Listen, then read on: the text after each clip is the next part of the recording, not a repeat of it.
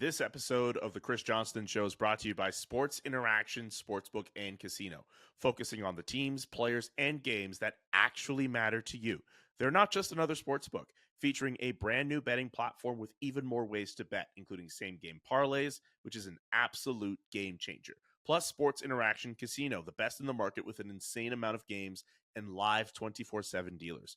So why bet with those American companies who don't understand your city? Sports Interaction, your homegrown sportsbook. Bet local. Download the app or go to sportsinteraction.com/SDPN. 19 plus. Please play responsibly. We start in Edmonton, where already the Edmonton Oilers are off to a pretty wonky start. Vander Kane getting a little snarky with his playing time.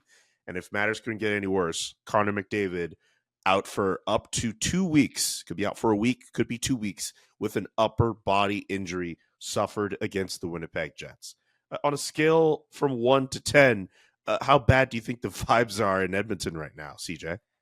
Well, they're getting worse, right? I mean, having your top player leave with an injury. I mean, Connor McDavid really has not been injured much during his career. Missed a whack of time in his rookie season, but he's been a healthy, consistent performer for that team. And to lose him amid everything else going on, the vibes are probably trending in the wrong direction. Now, I don't get the sense actually from the Oilers side of things that anyone's panicking at this point. It's one of these ones like teams get off to these starts after 3, 4, 5 games. And obviously some of the pressure gets turned up. I understand fan bases might get angsty. The reporters are, but I think internally the Oilers are pretty confident that the water will find its level. But, clearly this is a time with McDavid not playing the next stretch of games where some of those other players are going to have to step up. I would suggest to you that Evander Kane's probably going to see more ice time during this period, just because it's going to be a sort of next man up kind of thing, and you're not looking to replace what Connor McDavid does, but maybe it's an opportunity for some of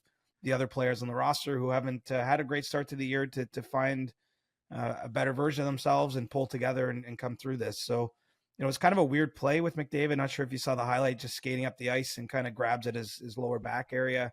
Mm-hmm. It's not wasn't a big hit or anything, at least not that I'm aware of it. And so, it does sound as though there's not huge concern about the time frame. I think they're just being careful and patient, and it's early in a long season. And, obviously he'll get some rehab work done, some rest, and, I think he'll be back sooner than later.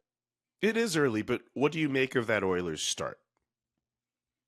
I mean, it's ugly, right? It's tough because it starts with the 8-1 loss on opening night for them in Vancouver, and you can throw one game out the window, I guess, but then they lost. They've sort of stacked some losses together here, and they've been called out a little bit by Jay Woodcroft after a game last week. So, I'm not glossing over it by any means, and but it's just so early in the season. I can't get too excited about any one team or too down on any one team at this stage. I mean, we've seen some positive starts. The Atlantic Division, Detroit's off to a nice start. Senators have won some games.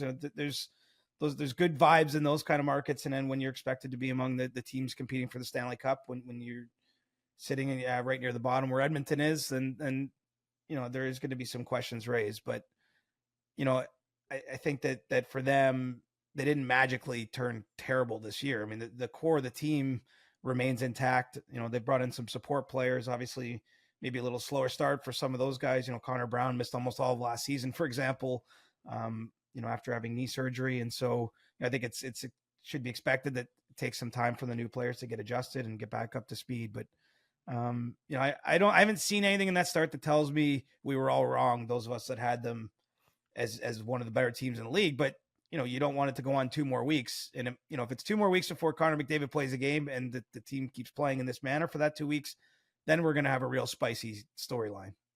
Absolutely. Who should feel more worried then, the Edmonton Oilers or the NHL? Because there's a possibility. It's looking like it will be the case.